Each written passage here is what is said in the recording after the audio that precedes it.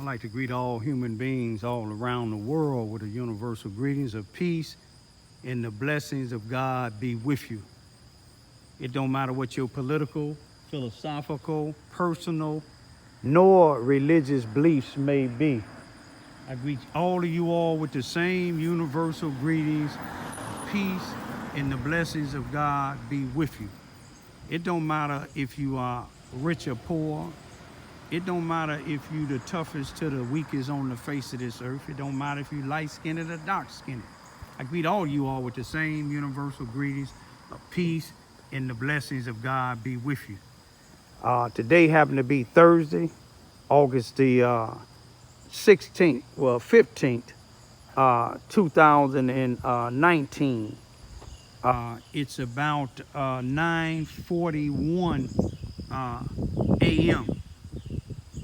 Today I'm coming out, I'm on this here corner here, you know.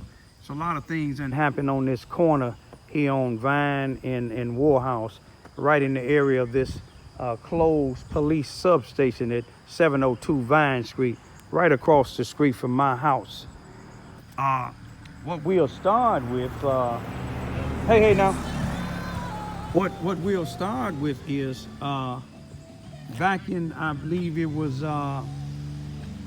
I'm gonna say April the 9th, 2017, right on this corner here, a little bit past the stop sign in the middle of the streets there.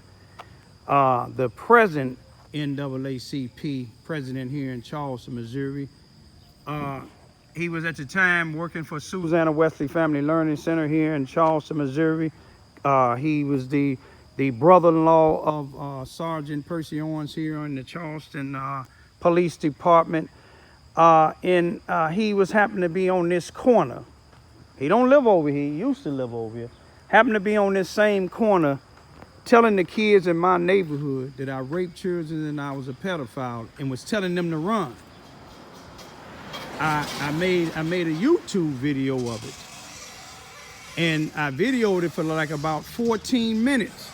He didn't call the police, but another female called the police, who kid happened to be in the video. But if you look at the video, her kid was kept flipping to try to be in the video. And it was established that I wasn't trying to video the kids. I was videoing Lester Gillespie, what he was telling these children about me, which wasn't true. Hey now.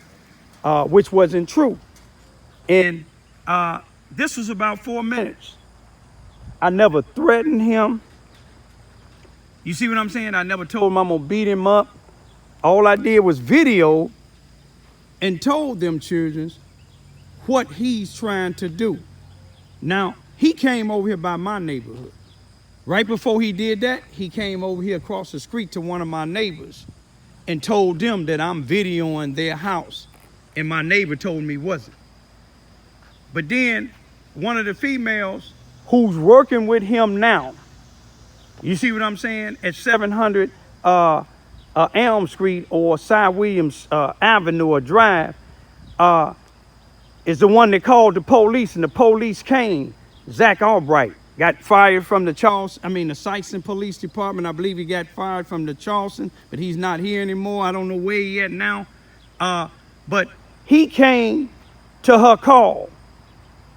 In his report, he said that he didn't see nothing, no crime committed, because I was videoing Lester Gillespie and I wasn't videoing the kid.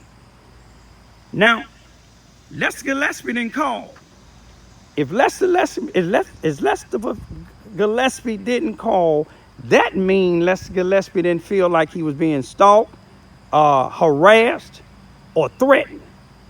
But yet, the police officer said in this thing, you know, you got to remember who they working up under. Robert Hearns, a chief of police that put a sex case on me about 20 years ago and had me to have to register as a sex offender for almost 19 years until Judge Dolan just recently in July, I believe the 12th, had him remove my name off of that list. But anyway, you remember these police is working up under this chief of police, Robert Hearns, somebody that don't like me. Now, Albright said in his police report he called Lester Gillespie. Lester Gillespie didn't call him. He called him down to the police station. And they concocted a story, and it was the report said I was stalking him, threatening him, and harassing him. Now, he in my neighborhood now, 158 feet away from my house, telling children that I rape children. Now, let me tell you what they did on this now. They put an outstanding warrant for me. I was arrested. I had to post a $350 bond. My kids was humiliated. My dad, I was humiliated. And went to trial.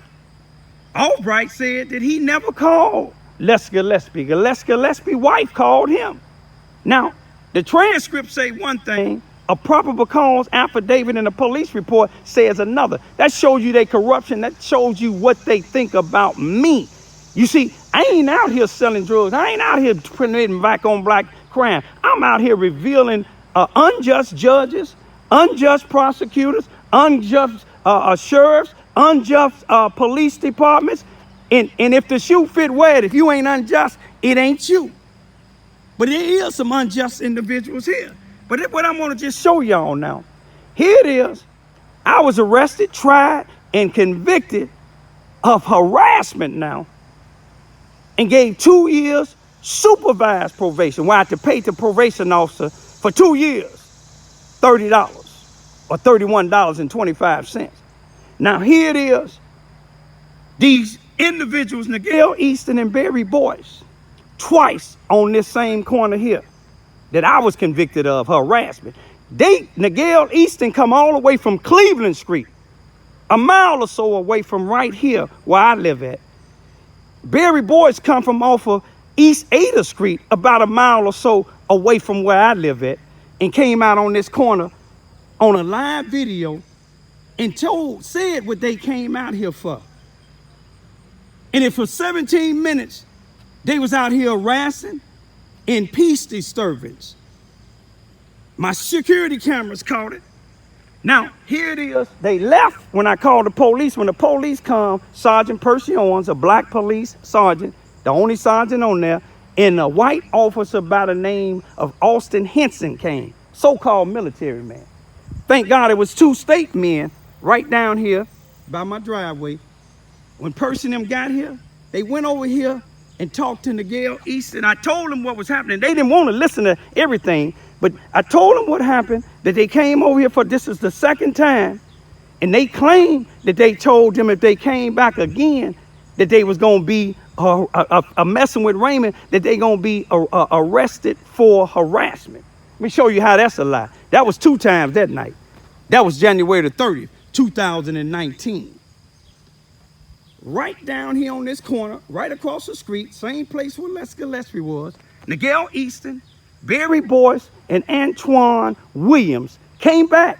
This was on April the 9th, 2019, harassing me. My children was right here in the streets playing with other children, listening to music, and they was right down here. Antoine Williams with a wig on his head, and Barry Boyce and Nigel Easton down there, telling people, pointing at my house, telling people with the camera, telling people in the neighborhood that you got a predator in the neighborhood.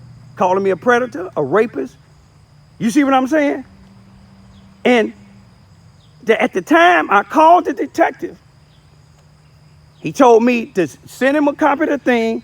He had Keith Biddeford, who was the dispatcher on that particular day, and you can check and see Keith Biddeford, a police officer that don't like me, was watching the whole video, seeing it, and I sent the detective the audio of it.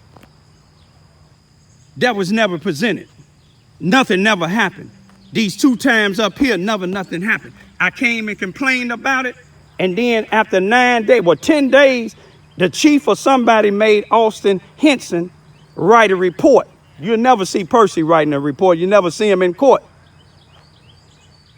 But anyway, Austin Henson, the report he wrote, he didn't write that these guys had been coming up here twice to harass me. You see what I'm saying? He didn't tell him about Nigel Easton came from over there where you see that police sign at, all the way down here. You see what I'm saying? That's harassment. The videos were short, but they didn't charge him with nothing. You see what I'm saying? But yet, they came to the police station harassing me.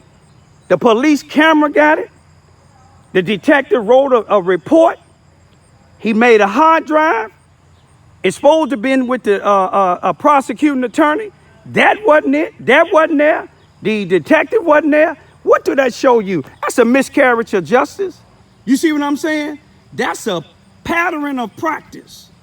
You see what I'm saying? That's what they got, the Justice Department got Ferguson for. That's what they got Chicago, Illinois for. And see, by me being an activist here in this town, you see what I'm saying? Whether people like me or not, I still have a right, me and my family, to be protected by a law enforcement official that don't like me. You see what I'm saying? When I was working on the ambulance in the 80s, I didn't like the way some white people in the racist neighborhood called me the N-word, but I still saved their life. You see what I'm saying? I'm going to get to my point. I had to build this fence because I told numerous of times of a neighbor that just moved out of here, thank God. I had to build this fence, $400 worth of fence, because the police wouldn't do nothing about her. Children kept coming in my yard destroying stuff. I called 6 or 7 different times. I got YouTube videos. The neighbor before that, the same thing. And you will see Keith Bifford on this other side laughing while the police, one police talking to me, and Keith Bifford is not trying to stop the other individual on the other side of this fence. He was just laughing. Not only that, I got videos to show, me and the prosecutor talked about it, when I was being attacked by a pit bull coming from over here and over to my yard, and my camera showed it. And they called Keith Bifford to respond to it. He never came. First they said he came, and then I told the chief, didn't nobody come. Then the chief had this other police officer, I forgot his name, but he's tall, white with glasses, and with tattoos all over him. Most of them got all them tattoos on them, you know. But anyway, he said he came a little bit later. My daughters and them ran the cameras for 12 hours, then 24 hours. It showed no police car coming down through here at that particular day. None whatsoever. That goes to show you, I got to protect myself because the police ain't. But then the judge making a ruling yesterday with Miguel Easton and Barry Boyce, when it was point blank that they was harassing me. It was point blank that they was disturbing my peace. But the judge said his ruling was that Miguel Easton wasn't guilty of nothing, and Barry Boyce wasn't guilty of harassment, but was guilty of public disturbance. How is one, they doing the same thing? How is one being charged with public disturbance and the other one's dismissed? Miguel Easton told the judge that I went up to his wife's job and threatened her. Out of a year or so from now, to now, I hadn't said one word to his wife, but a few days ago, his wife spoke to me at her job, and I spoke back. If I threatened his wife, why didn't they press some type of charges? You see what I'm saying? But then they have Austin Henson, a corrupted police officer. I'm not the only one saying it about him. Testify about something that happened here January the 30th, 2019, when the judge said he didn't want to hear nothing about nothing no more than April the 22nd, 2019. So Austin Henson, Austin Henson testimony he shouldn't even been on the stand. You see what I'm saying? He shouldn't even been on the stand. But now, when you're talking about harassment and peace disturbance, you deal with a pattern of it. The judge didn't even want to hear the pattern, but he got that right because he the judge. He got that thing on. But it's a judge over him, not just God, but it's other judges over him, and other people see what they did. They broke the law. The detective felt they broke the law, but like I said, Bobby Hearns, a person that don't like me, he didn't have that stuff in court. But one thing about it, God got it all recorded. Peace be still.